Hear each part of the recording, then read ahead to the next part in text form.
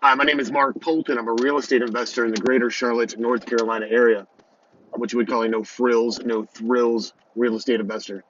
If you're looking for somebody with a fancy car in the background, a nice studio office, or someone who's trying to sell you a $19.95 a month subscription to their newsletter, I'm not that guy. Check out a different channel.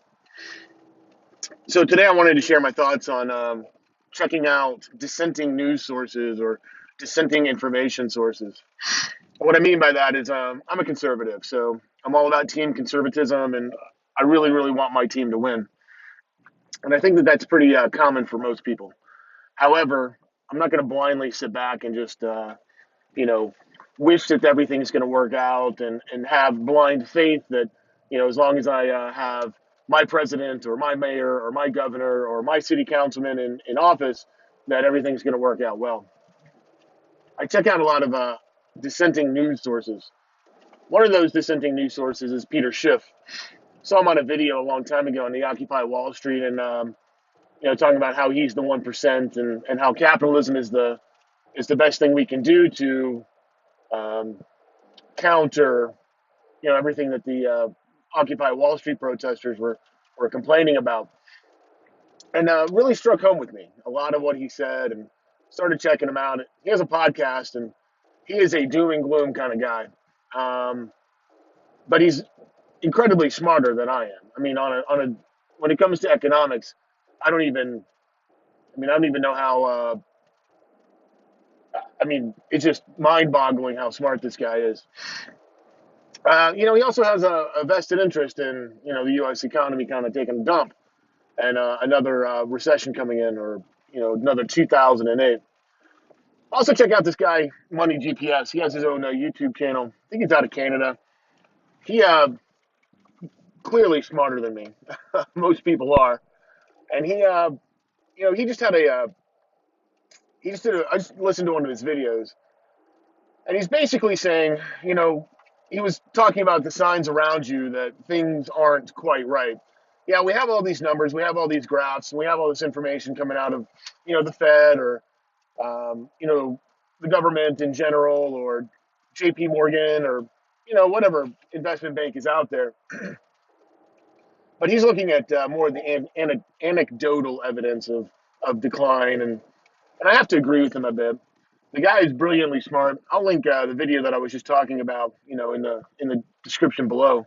But I guess what I'm trying to get by, and what I'm trying to say is, hey, I like listening to rah rah team and hashtag conservatism and how great we're doing, but that doesn't mean, to be responsible, I need to look at the other side. I need to look at the dissenting opinion.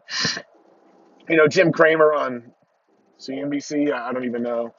I kind of know the name. He seems like a guy that people talk about. Oh my gosh, he's an expert.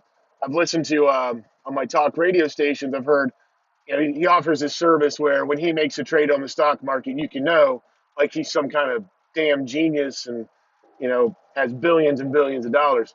He might. I have no idea, but I found it arrogant and a lot of hubris in that um, a television commentator thinks that I'm going to follow every move he makes in the stock market. And well, I don't hear that anymore. I'm assuming that didn't pan out very well. And let's face it, if the guy was such a guru, he wouldn't be on television. He would be out making billions and billions of dollars and running his own hedge fund, or I don't know, living on a yacht with a bunch of beautiful women. But you know, just because you're on television doesn't mean that it's a fallacy. It's the appeal to authority fallacy. And just because you're on television doesn't mean you're smart. There's a lot of dumb people on television. It doesn't mean that he really knows what he's doing or what he's talking about. But apparently a lot of people listen to him. So I listen to a lot. I don't like to read, and I kind of commented on the Money GPS. He loves to read. He thinks it's the greatest thing since sliced bread. I don't like to read. I'm not a very strong reader. My reading comprehension isn't that great, but I devour a lot of audio. And I listen to a lot of audiobooks. I listen to a lot of YouTube. I listen to a lot of podcasts. I can absorb information that way. Oftentimes, I'll have to listen to a book 3 or 4 times to really, get the nuts and bolts of it. But it's something I can do while I'm in the shower, while I'm brushing my teeth, while I'm mowing the lawn, while I'm driving the car. So I don't really mind it too much. And there's certain books that I listen to every year. But you know, something is going to happen. Um, what is for certain is that the future is not for certain. So we're going, the way it looks today isn't the way it's going to look in the future. And we need to, in buy and hold real estate. I mean, the entire purpose of this is financial freedom. At least it is for me. And we got to be prepared for what's coming ahead. Everybody was blindsided by 2008, 2009, or so they say. But there was a select group of people who weren't. They saw it coming, they knew it was coming, and they had the information to back it up. Well, we're going to see another, certainly in my lifetime, another 2008, 2009, 2010. Um, I don't want to be one of those guys that was blindsided. I really didn't have a financial education back then. I'd like to think that I have a little bit more now. So